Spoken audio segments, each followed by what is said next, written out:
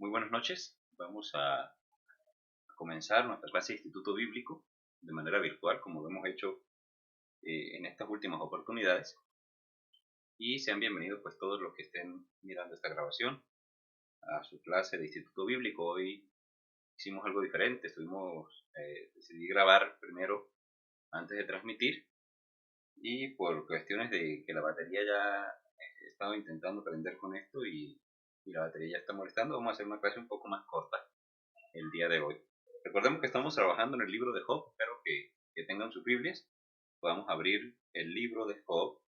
Vamos a estar leyendo, voy a estar leyendo a favor de todos ahí el capítulo, la continuación del estudio del libro de Job. Ahora del capítulo 24 en adelante. Dice el capítulo 24. Puesto que no son ocultos los tiempos al Todopoderoso, ¿por qué los que le conocen no ven sus días? Traspasan los linderos, roban los ganados y los apacientan. Se llevan el asno de los huérfanos y toman en prenda el buey de la viuda. Hacen apartar del camino a los menesterosos, y todos los pobres de la tierra se esconden. He aquí como asnos monteses en el desierto, salen a su obra madrugando para robar. El desierto es mantenimiento de sus hijos, en el campo siegan su pasto, y los impíos vendimian la viña ajena. Al desnudo hacen dormir sin ropa, sin tener cobertura contra el frío. Con las lluvias de los montes se mojan y abrazan las peñas por falta de abrigo. Quitan el pecho a los huérfanos y de sobre el pobre toman la prenda. Al desnudo hacen andar sin vestido y a los hambrientos quitan las gavillas. Dentro de sus paredes exprimen el aceite, pisan los lagares y mueren de sed. Desde la ciudad gimen los moribundos y claman las almas de los heridos de muerte, pero Dios no atiende su oración. Ellos son los que, rebeldes a la luz, nunca conocieron sus caminos ni estuvieron en sus veredas. A la luz se levanta el matador, mata al pobre y al necesitado, y de noche es como ladrón. El ojo del adúltero está guardando la noche, diciendo no me verá nadie, y esconde su rostro. En las tinieblas minan las casas que de día para sí señalaron. No conocen la luz, porque la mañana es para todos ellos como sombra de muerte. Si son conocidos terrores de sombra de muerte los toman. Huyen ligeros como corrientes de agua. Su porción es maldita en la tierra. No andarán por el camino de las viñas. La sequía y el calor arrebatan las aguas de la nieve. Así también el Seol a los pecadores. Los olvidará el seno materno. De ellos sentirán los gusanos dulzura. Nunca más habrá de ellos memoria, y como un árbol los impíos serán quebrantados. A la mujer estéril que no concebía afligió, a la viuda nunca hizo bien, pero a los fuertes adelantó con su poder. Una vez que se levante, ninguno está seguro de la vida. Él les da seguridad y confianza. Sus ojos están sobre los caminos de ellos. Fueron exaltados un poco, mas desaparecen. Son abatidos como todos los demás. Serán encerrados y cortados como cabezas de espiga. Y si no, ¿quién me desmentirá ahora o reducirá a nada mis palabras? Job entonces está aquí argumentando acerca de el poder de los impíos para hacer el mal y cómo el Señor lo permite. Cómo hablan de personas que traspasan los linderos, que roban tierras, que maltratan al huérfano, que maltratan a la viuda, que se burlan del menesteroso, que no están dispuestos a ayudar al necesitado, que están en una condición, digamos, de maldad, de constante maldad. Habla de ladrones que señalan casas en el día para robarlas en la noche. Hablan de personas cuyo trabajo es robar, cuyo trabajo es abusar de los demás, y cómo el Señor parece no hacer nada. Ese es el reclamo de Job. Yo creo que por más que cualquiera de nosotros tenga fe en nuestro Dios y sepamos que Dios es real y sepamos que existe y sepamos que tiene control sobre cada circunstancia, cada uno de nosotros ha tenido alguna experiencia que nos hace sentir muchas veces que el malo vive su vida impunemente, y es lo que Job intenta señalar acá. No es un discurso ajeno a la existencia de Dios, ni que niegue la existencia de Dios, ni que diga a Dios o presente a Dios como un personaje injusto, pero es una observación de la realidad, una observación de cómo la persona malvada tiene prosperidad y tiene la posibilidad de disfrutar lo que se roba. Creo que en otras lecturas previas ya lo hemos visto, es el argumento de Job en contra precisamente del argumento que presentan sus compañeros, por decirlo de alguna manera, de trabajo, de consolación en ese momento, de discusión en ese momento, Bildad, Zofar y los demás, y cómo ellos presentan una teoría teológica muy desconectada de la realidad que se vive. Y es que ellos planteaban que si el hombre es bueno, le va bien, si el hombre es malo, le va mal. Y en su línea viceversa, digamos, podríamos decir también que si a uno le va mal es porque es malo, y si a uno le va bien es porque es bueno. Y Job ha venido argumentando contra eso a lo largo de toda la discusión, y es lo que hemos venido analizando a lo largo de la lectura del libro. Y Job viene discutiéndoles que no es así, que la realidad es otra, que muchas veces el hombre perverso, el hombre impío, el hombre cruel, el ladrón, el sanguinario, disfruta del fruto de su obra malvada, y muchas veces no caen en enfermedad, y muchas veces pueden disfrutar lo que se han robado, y muchas veces pueden salir humanamente hablando impunes del acto de maldad. Sin embargo, eh, eso no quiere decir que Job esté negando la justicia de Dios o que haya un acto de justicia de Dios en algún momento. Lo que está diciendo Job es que la exposición o la discusión que Bildad, Zofar y los otros amigos están estableciendo, Elifaz, pues no es correcta, no es correcta, está desfasada de la realidad. Y hoy en día en la sociedad se pueden ver las dos líneas teológicas también, porque se predica muchas veces que si uno es bueno, Dios lo tiene que bendecir y por lo tanto le va a ir bien, punto. Y jamás le va a ir mal, y nunca va a haber enfermedad, y nunca va a haber problemas, y nunca va a haber dificultades para uno. Pero eso no es real, no en la vida real. Eso en unos púlpitos se escucha, pero eso no es real. Ahora también se ve la posición, digamos, contraria. Es decir, eh, vemos que hay personas buenas que le va mal. Vemos que hay personas que le han dedicado la vida al Señor que se enferman de enfermedades terribles. Vemos personas que han obrado con justicia, laboralmente hablando, han intentado ser justos, ganarse su plata honradamente, y vemos que de un día para otro pierden todo lo que han conseguido. Y muchas veces en manos de hombres injustos que hicieron un plan para robarle, que hicieron un plan para destruirle, que hicieron un plan para quitarle lo que él justamente se había ganado. Y salieron vencedores, digamos, se lograron llevar los bienes materiales de la otra persona. Es el caso, por ejemplo, de los pleteros, es el caso de toda esta gente que se dedica a hacer lo malo y que obran de esa manera, muchas veces salen victoriosos de eso. Ahora, Job habla de una realidad, y esa realidad es así, o sea, las cosas suceden de esa manera. Sin embargo, para nosotros es necesario eh, que hagamos un análisis, un pequeño análisis de cómo el justo sufre y de qué propósito tiene Dios con que el justo sufra. Porque lo que pasa es que Job en su discurso nunca coloca en Dios despropósito alguno. O sea, nunca dice que Dios hace eso porque sí, porque es caprichoso, o simplemente porque, sino que en cada momento establece que Dios es justo. Entonces la pregunta es, o la pregunta que debemos hacernos es, entonces, ¿por qué Dios permite o qué razones da la Biblia, da la Escritura, para entender el sufrimiento del hombre justo? Ahora, si encontramos, si vamos a la Escritura, la primera razón que podemos dar, vamos a hacer, tengo una pequeña presentación por aquí, voy a mostrarles. Vamos a ver si puedo colocarla para que todos la puedan ver. Bueno, vamos a ver si logro colocar acá. Y vamos a analizar razones por las cuales Dios permite el sufrimiento del hombre justo. Eso es lo que vemos ahí en la pantallita, ¿no? Las razones por las cuales Dios permite el sufrimiento de un hombre justo. La primera de esas razones está en el libro de Hebreos. Entonces vamos allá al libro de Hebreos, en sus Biblias. El libro de Hebreos. Y allí vamos a analizar. Me perdí Hebreos. En el libro de Hebreos. Y vamos a analizar el capítulo 12 en el libro de Hebreos.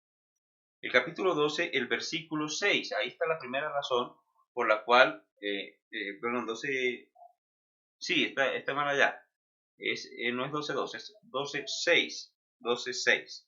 Entonces miremos el 12.6 de Hebreos. Dice, porque el Señor al que ama disciplina y azota a todo aquel que recibe por hijo. El Señor al que ama disciplina y azota a todo aquel que recibe por hijo. Entonces, la primera razón por la cual Dios permite el sufrimiento del hombre justo es como un acto de disciplina hacia el pecador y no hacia cualquier pecador, porque el ladrón en la calle también es pecador, el hombre sanguinario también es pecador, el político corrupto también es pecador, pero está hablando de aquellos que Dios recibe por hijos. Y ya hablando aquí de hijos, no por creación, porque existen hijos de Dios por creación. En ese sentido, todo el mundo sería hijo de Dios. Sino que estamos hablando de hijos de Dios por adopción. Por adopción. O sea, estamos refiriendo a aquellos que por reconocer que el Señor Jesucristo es el Salvador de sus almas y que pagó por sus pecados en la cruz del Calvario, se hacen hijos de Dios. En Juan capítulo 1, versículo 12. Pero en el caso del hombre justo, como en el caso de Job, que Job era un hombre justo en su conducta, y estamos hablando de una época patriarcal, una época previa a la revelación de la ley, previa a la revelación de Jesucristo como Hijo de Dios y sacrificio por nuestros pecados. Sin embargo, Job era un hombre justo en el cual Dios estaba permitiendo el sufrimiento. Hebreos ya aquí hablando de aquellos que Dios recibe por hijos, ¿no? Y está hablando de hijos por adopción, de hijos por la fe en Cristo Jesús. Una de las razones por las cuales el sufrimiento llega a nuestra vida es la disciplina. Lo que quiere decir que nuestra conducta apartada de la voluntad de Dios puede traer para nuestras vidas la disciplina de parte de Dios. Ahora, por ejemplo, si vamos a 1 Corintios, ya no aparece ahí en la presentación, pero podemos ir a mirar 1 Corintios, dice en los versículos 31 y 32 del capítulo 11 de 1 Corintios. Si pues nos examinásemos a nosotros mismos, no seríamos juzgados, mas siendo juzgados, somos castigados por el Señor para que no seamos condenados con el mundo. Ahí hay una referencia precisamente al castigo de Dios por el pecado. Dios castiga a su Hijo como un padre amoroso lo haría con cualquier hijo, que debe ser castigado, y esa disciplina se presenta pues por parte de Dios, En este caso, según el versículo 30 del mismo capítulo 11, dice, muchos enfermos, debilitados entre vosotros, y muchos duermen, o sea que han muerto, lo que quiere decir que la disciplina sobre el pecador puede ir como enfermedad, como debilidad o como la muerte. Hasta la muerte llega la disciplina de Dios hacia el pecador. Y eso es algo bien interesante porque el versículo siguiente nos habla de precisamente esta disciplina es muestra del amor de Dios hacia nosotros, porque es precisamente el juicio que Dios hace sobre nosotros aquí, sobre nuestros actos pecaminosos, para evitar pues que nosotros seamos condenados con el mundo. Ahora, eso quiere decir que con respecto al pecado de este mundo, pues viene por causa de ese pecado y de esa dureza de corazón de no aceptar a Cristo como Salvador, pues viene sobre el ser humano un juicio. Pero ese juicio se está refiriendo a un juicio posterior, no un juicio en esta tierra. Así que no es una generalidad y no tiene que ser siempre que el hombre impío, que el hombre no temeroso de Dios reciba castigo por su pecado en esta tierra. Muchas veces no sucede y es lo que Job está argumentando a lo largo del libro que estamos estudiando. Una razón más para el sufrimiento del hombre justo está en Juan capítulo 9 versículo 3. Entonces vamos ahí a Juan capítulo 9, versículo 3. Allí nos dice la escritura de la siguiente manera. Respondió Jesús: no es que pecó éste ni sus padres, sino para que las obras de Dios se manifiesten en él. Entonces la segunda razón por las cuales los hombres justos pueden sufrir es para la gloria de Dios. Y es una razón para la cual muy pocas veces estamos dispuestos para sufrir. Aquí habla entonces de un hombre ciego de nacimiento y los discípulos preguntan: ¿por qué este hombre está ciego? ¿Por qué este hombre está ciego? ¿Fue que pecaron sus padres o fue que él pecó? Si es de nacimiento. Y aquí nos viene la pregunta acerca de muchos casos en los cuales una persona nace, por ejemplo, con una condición en la cual le va a representar durante toda su vida un sufrimiento, porque son muchos los casos que hay. Es uno de los sumos misterios de Dios, porque Dios permite que algunas personas pasen o nazcan con condiciones que implican para su vida un sufrimiento a lo largo de su vida, y tal vez una vida corta le implica a la persona eso. Bueno, aquí nos habla la escritura de que estas cosas pueden permitirse para la gloria de Dios. Y muchas veces estas personas con limitaciones, personas con sufrimiento, estas personas con condiciones difíciles en sus vidas, viven vidas para la gloria de Dios y la hacen de una manera muy especial. Manera en la que muchas veces la persona que está completa, la persona que tiene privilegios, la persona que no tiene sufrimientos de ninguna índole, no lo hace. Y en un juicio posterior, la vida de esas personas con limitaciones, con sufrimientos, con dificultades, con enfermedades que Dios permitió y que aún así vivieron para la gloria de Dios, quitará todo argumento de aquella persona privilegiada en contra de Dios. ¿Por qué una persona con dificultades, con problemas y con condiciones difíciles puede vivir para la gloria de Dios y una persona a la que Dios le ha dado tantos privilegios no lo puede hacer? Ahí cae todo argumento en contra de Dios de aquel hombre privilegiado, digamos de alguna manera así. Esa sería la segunda razón, ¿no? La gloria de Dios. Tenemos una tercera razón en Gálatas capítulo 4. Vamos ahí al libro de Gálatas capítulo 4. Y en Gálatas capítulo 4, los versos 13 y 14 nos dicen de la siguiente manera: pues vosotros sabéis que a causa de una enfermedad del cuerpo os anuncié el Evangelio al principio, y no me despreciasteis ni desechasteis por la prueba que tenía en mi cuerpo. Antes bien me recibisteis como a un ángel de Dios, como a Cristo Jesús. Y esto es muy interesante porque el apóstol Pablo estaba pasando por una situación de dificultad, ¿verdad? De enfermedad. Dice él que tenía pues un aguijón, que tenía una condición, una enfermedad del cuerpo. Y esto es una condición bien interesante. Pablo, a pesar de esa enfermedad en el cuerpo, hizo su obra en Galacia, hizo su obra de llevar el Evangelio, hizo su obra de llevar el mensaje de Cristo Jesús, y eso hizo su ministerio aún mejor. ¿Por qué? Porque fue recibido sin ninguna virtud física, como un personaje que su condición física, y parece que según lo que la Biblia nos enseña, parecía ser una condición de su vista, una condición de sus ojos, perdón, una condición de sus ojos lo que le acompañaba. Y a pesar de eso, la Iglesia de Gracia lo recibe y lo recibe con gran, digamos, aceptación, digámoslo de esa manera. Mira el 15, dice: ¿dónde pues está la satisfacción, está esa satisfacción que experimentabais? Pues os doy testimonio de que si hubiese podido, os hubiera sacado vuestros propios ojos para dármelos. Y parte de la excelencia del ministerio de Pablo, además de todas las virtudes que el apóstol Pablo tiene en su ministerio, el denuedo, el valor para hablar, ese carácter férreo que le ayudaba a tener denuedo y valor para hacer las cosas. Y también todas sus experiencias milagrosas, todas las obras que experimentó, las visiones que tuvo en las cuales pudo ver la gloria de Dios y luego dar testimonio de ella. Todas esas cosas adornan el ministerio de Pablo, pero si hay una que verdaderamente hace que el ministerio de Pablo sea mejor, es que fue realizado a pesar de las limitaciones y las dificultades que Dios permitió que Pablo tuviese en su vida.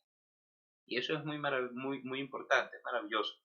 El Señor permitió que el ministerio de Pablo fuera mejor precisamente a través de la enfermedad. Le quita toda gloria humana a Pablo y permite que sea la gloria de Dios la que sea expresada por el Espíritu de Dios a través de Pablo. Entonces es algo maravilloso, ¿no? Un ministerio mejor puede ser una causa para Dios permitir el sufrimiento del justo. Y en 2 Corintios, capítulo 12, volvemos ahí a 2 Corintios. Bueno, estaba en primera, ahora 2 Corintios, pero el capítulo 12. Y allí en los versículos 7 y 8, donde Pablo está hablando del aguijón en su carne, dice de la siguiente manera, versículos 7 y 8, y para que la grandeza de las revelaciones no me exaltase desmedidamente, me fue dado un aguijón en mi carne, un mensajero de Satanás que me abofetee, para que no me enaltezca sobremanera, respecto a lo cual 3 veces he rogado al Señor que lo quite de mí. Y me ha dicho, bástate en mi gracia, porque mi poder se perfecciona en la debilidad. Por tanto, de buena gana me gloriaré más bien en mis debilidades, para que repose sobre mí el poder de Cristo. Entonces aquí tenemos la tercera, la cuarta razón por la cual Dios permite el sufrimiento del hombre justo. La protección contra el pecado. La protección contra el pecado. Mire que el apóstol Pablo pues tenía la posibilidad de que esas visiones que había tenido, de que esas cosas que había experimentado, le exaltasen desmedidamente, ¿no? Y naciese en él el orgullo, naciese en él la soberbia, bueno, naciesen en él ciertas cosas que están potencialmente en nuestros corazones y que pueden manifestarse muy fácilmente. Así que, para evitar eso, Dios coloca en el apóstol Pablo un aguijón. Vale. ¿Va a saludar? Saluden. Diga hola. Hola. Eso. Vaya, ya subo. Entonces, allí, sí, ya subo. Ahí tenemos también, entonces, la posibilidad de que Dios use como protección la enfermedad o la dificultad o el problema. Hermanos, todos enfrentamos problemas, todos enfrentamos dificultades, todos estamos expuestos a situaciones.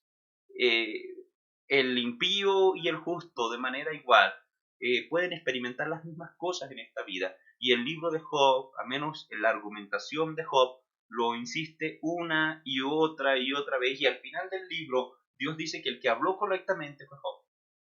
Entonces tenemos que reconocer que Dios puede permitir el sufrimiento en nuestra vida, pero tenemos que reconocer la benignidad de Dios en medio del sufrimiento, que nos ayude a entender por qué Dios lo permitió. Y que nos ayude aunque no entendamos, saber que Dios tiene un buen propósito con el sufrimiento que pasemos. Ya sea por enfermedad, ya sea por necesidad económica, ya sea por rechazo social, ya sea por llevar el Evangelio de Cristo a otras personas, por cualquier circunstancia por la cual el creyente tenga que pasar por sufrimiento y por dificultades, vale la pena porque a los que aman a Dios todas las cosas les ayudan a bien.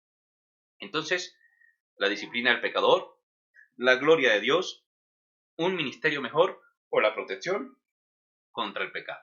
Cualquiera de esas circunstancias puede ser la razón por la cual Dios está permitiendo el sufrimiento en nuestras vidas. Pero el Señor pues tiene un propósito benéfico para nuestras circunstancias. Voy a quitar esto un momento ya la pantalla. Muy bien. Entonces ahí tenemos esa discusión entre Job y sus amigos. Hoy vimos también otra parte de la argumentación de Job. Y qué bueno es poder notar ese patrón y poder verlo claramente, para que la vida real no nos sorprenda con respecto a nuestra vida cristiana. Para que no esperemos de nuestra vida cristiana cosas que Dios ha mostrado que no van a suceder. Para que no vivamos una vida cristiana fantasiosa, sino que entendamos que la vida cristiana se vive a pesar del sufrimiento y no en garantía de la no existencia del sufrimiento, que es como algunas personas lo plantean y venden el cristianismo como un pare de sufrir, una cosa ahí falsa, apartada de la realidad bíblica y de la realidad existencial. O sea, es que no lo vivimos, así no funciona el mundo. Lo que sí podemos saber y podemos estar seguros es que Dios juzgará a las naciones con su justicia, de que Dios consolará a la persona, al justo que sufre, que Dios enjugará cada lágrima que hayamos derramado por causa del sufrimiento en nuestra vida, y que algún día el juicio de Dios se manifestará realmente. Por lo tanto, esforcémonos por vivir en la justicia de Dios, apartémonos del pecado y vivamos para su gloria, porque la justicia de Dios llegará tarde o temprano en la vida de cada ser humano. Gracias a Dios por disciplinarnos, gracias a Dios por guardarnos del pecado, gracias a Dios por colocar en el sufrimiento la posibilidad de un ministerio mejor, y gracias a Dios por su gloria, porque su gloria es lo más importante y nosotros debemos vivir para esa gloria. Entonces, qué bueno poder reconocer esos propósitos en el sufrimiento humano, y qué bueno ver el libro de Job y entender que hay una discusión profunda de dos argumentos completamente opuestos en la discusión en que plantea Job con respecto a lo que dicen sus amigos. Realmente existe sufrimiento en esta tierra, Dios lo permite, está bajo su soberano control, pero Dios tiene un propósito con ese sufrimiento y no podemos negarlo. Muchas veces el ojo del creyente tiene que ver que el impío no le paga Dios inmediatamente su impiedad, que al violento Dios no le paga inmediatamente su violencia, pero ciertamente la Escritura también está llena de palabras que corroboran que el juicio de Dios es real y que se acerca a esta tierra.